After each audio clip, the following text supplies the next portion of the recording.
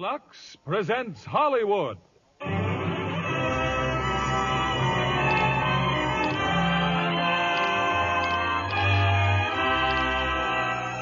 Lever Brothers Company, the makers of Lux Flakes, bring you the Lux Radio Theater, starring John Wayne, Mel Ferrer, and Mala Powers in She Wore a Yellow Ribbon.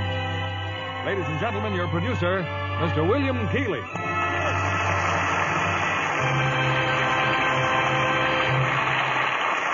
Greetings from Hollywood, ladies and gentlemen. The history of the United States Cavalry is one of daring, accomplishment, and romance.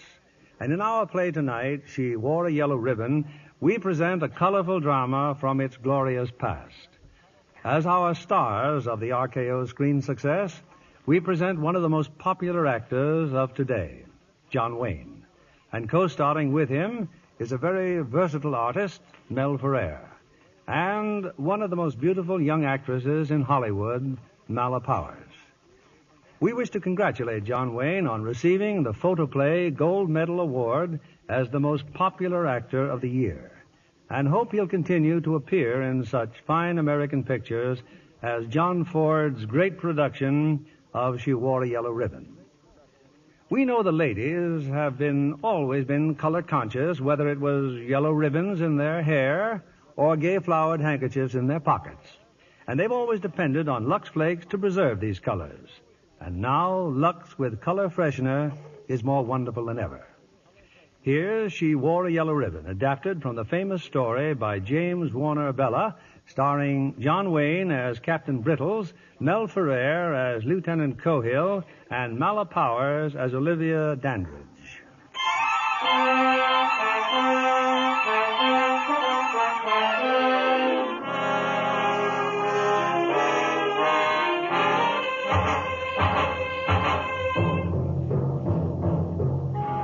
It is 1876.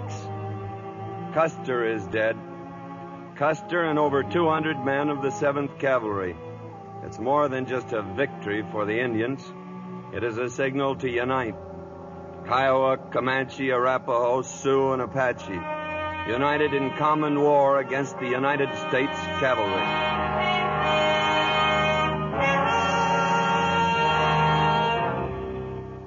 Our post is far to the south of the Little Bighorn. Fort Stark, isolated, kind of lonely for some, I guess. Anyway, this day started like 1,000 others before it, with Sergeant Quincannon standing in the doorway of my cabin. Good morning, sir. 542, sir. 541. And a lovely morning it is, Captain Darlin. Coated in blazes. News? As follows, sir. Mrs. Jameson had her baby. The stagecoach run from here to Sudrow's Wells has been discontinued.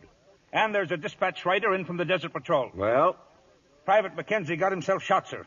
Boy or a girl for Mrs. Jameson? A little trooper, sir.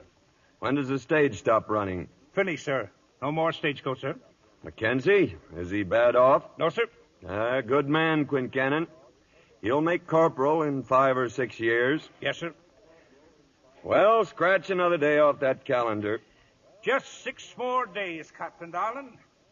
6 more days and you're retired, sir. I am well aware of that, Quincannon. The Army will never be the same without you, sir. The Army is always the same. The sun and the moon change, but the Army has no seasons. But here you are in your prime, sir, and they're turning you out to pasture. That's a willful abuse of the taxpayers' money, sir. The only tax you ever worried about was on whiskey. I beg your pardon, sir. I guess you have a reason for busting in, Mr. Cohill? Sir, Sergeant Tyree's just entered the post. He's got half the Paradise River Patrol with him, sir, and the paymaster's coach. Keep talking, mister. Well, the paymaster's dead, sir. Gunshot wounds. Dead when Tyree found him, sir. Where? Near Red Butte, he said, sir. The money box is gone. Gunshot wound. Yes, sir. Though the coach is stuck full of arrows, too. Well, tell Sergeant Tyree to report at once to Major Alshard's quarters. Take over morning inspection, Lieutenant. Yes, sir. And tell Tyree to bring one of those arrows with him. Now, let me look at that arrow again.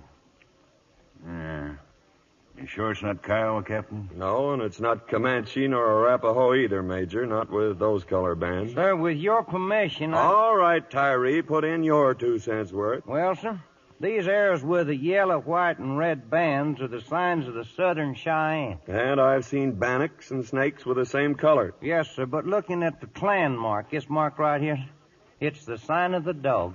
Then tell me, what in blazes would Cheyenne be doing this far south? That ain't my department, sir. Alert the post, Sergeant. Yes, sir. And get some rest. Thank you, sir. Well, Nathan, any ideas? I'll go out in the morning, pick up the patrols, and drive those Cheyenne back where they belong. Well, let me think on it, Nathan. I'll let you know later.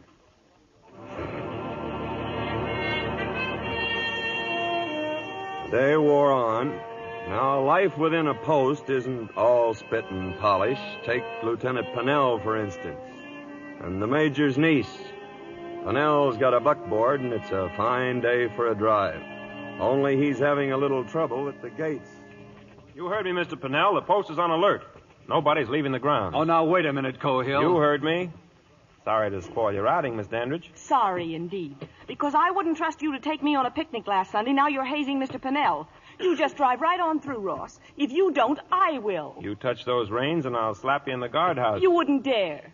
Someone placing you under arrest, Miss Dandridge? It's Lieutenant Cohill, Captain. He suddenly decided that he can order me around. Sir, I was merely following I orders. believe you interrupted the lady, Mr. Cohill. He certainly did. Now, I don't want to make a scene, Captain. But First Lieutenant Cohill has made up his mind that Second Lieutenant Pennell hasn't rank enough to be seen in my company. Sir, if I now could just... you're interrupting. Yes, sir. Any further complaint, Miss Dandridge? Complaint? Oh, I'm not complaining.